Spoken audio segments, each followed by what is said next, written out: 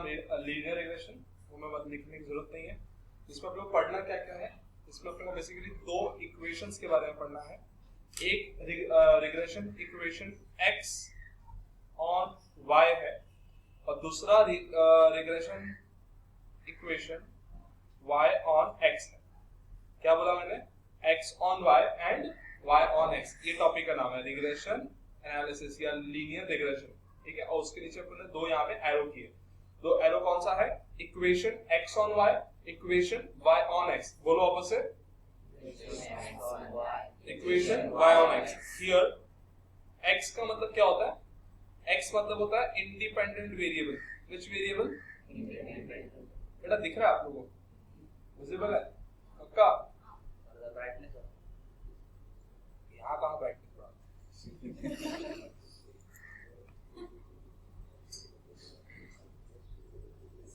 इसको नहीं दिख रहा। बेंच पे यहाँ सबका बेंच को थोड़ा यहाँ सब। ऋषि तुम अंदर तो आगे बैठेगा क्या? तो भी सरगा ले।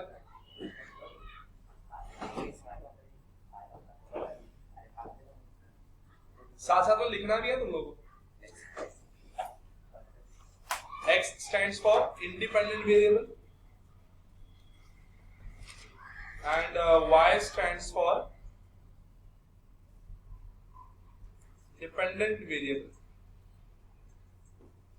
X क्या है तुम्हारा? Independent variable. Y क्या है तुम्हारा? Dependent variable. किस पे डिपेंड करता है? ये डिपेंड करता है X पे। किस पे डिपेंड करता है? ठीक है, तो ये तो बेसिक बात क्लियर है अपने को। इसके अलावा अपन क्या पढ़ने वाले हैं अभी फिलहाल? रिग्रेशन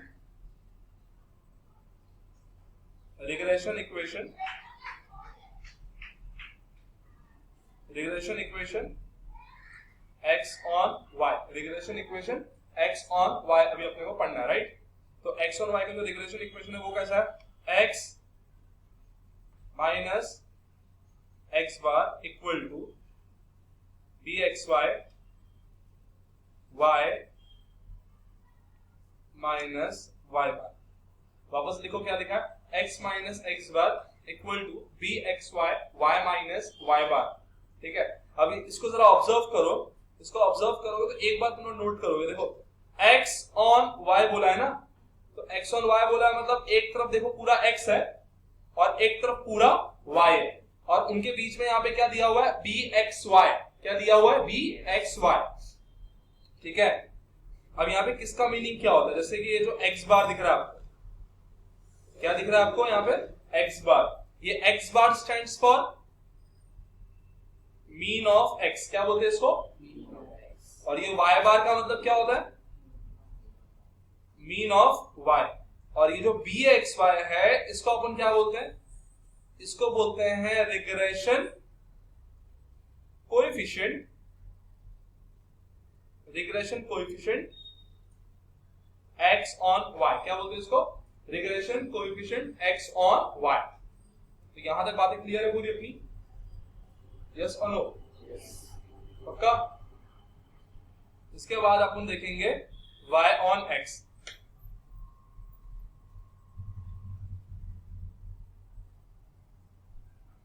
रिग्रेशन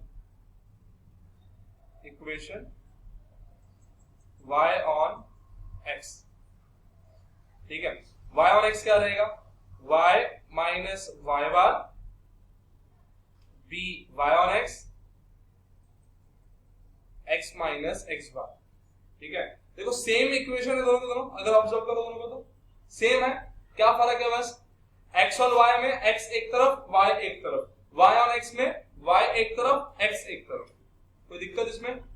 पक्का? और यहाँ पे जो bxy है, ये bxy की जगह पे कौन आ गया? by on x। क्या आ गया? by on x। ये y क्या है? y मीन ऑफ y, और x क्या है तुम्हारा? Mean of x। इसके अलावा ये y ऑन x क्या है? Regression coefficient y on x। Regression coefficient y on x, ये पहले लिख दो सब लोग, ओके। तो फॉर्मूला सबसे पहला हम लोग देखो, दोनों में अगर आप कॉमन देखो तो कौन सी दो चीज कॉमन है? दोनों इक्वेशन इक्वेशंस को अगर आप ऑब्जर्व करोगे तो हमें दो चीज कॉमन मिलेगी, एक्स बार और वाई बार, है ना। तो एक्स बार का फॉर्मूला क्या है, एक्स बार का मीनिंग क्या होता है, मीन ऑफ एक्स ना। फॉर्मूला क्या है, sum of x upon n, और वाई बार का फॉर्मूला क्या है, sum of y divide by n। ठीक है, ये दोनों होगा एक्स बार और वाई बार। इसके अलावा अभी मेन चीज स्टार्ट होगा bxy का फॉर्मूला से। bxy का फॉर्मूला क्या है और by1x का फॉर्मूला क्या है। x on y में क्या याद रखने का, covariance xy divide by variance of y divide bye variance of y। और b1x पे क्या होगा, covariance xy divide by what, हाँ क्यों ऐसा, मतलब क्यों तुमने बोला वेरियंस ऑफ x, क्यों बोला वेरियंस ऑफ x नीचे, ऐसा क्या रीजन था, क्योंकि यहाँ पे नीचे y था तो उन्होंने नीचे y लिया, यहाँ पे नीचे क्या x है तो नीचे क्या लेंगे हम लोग x, यही सिंपल रीजन था, समझा। गौरी नेक्स्ट फॉर्मूला आगे बढ़ते हैं, sum of x y upon n minus x bar multiply by y bar the whole divide by sum of y square upon n minus y bar the whole square. ये भी formula किसका है, B x Y का, ठीक है। तो यहां पे फॉर्मूला क्या बनेगा बताओ, sum of x y upon n minus x bar multiply by y bar, हाँ फिर divide by what, sum of x square upon n minus, कोई दिक्कत इसमें किसी को भी, हाँ।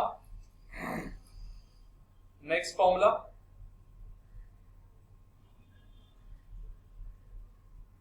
एक फॉर्मूला और है,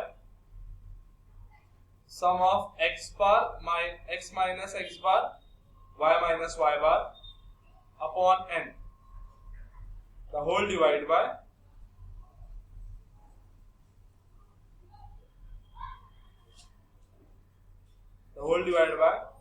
sum of y minus y bar the whole square upon n।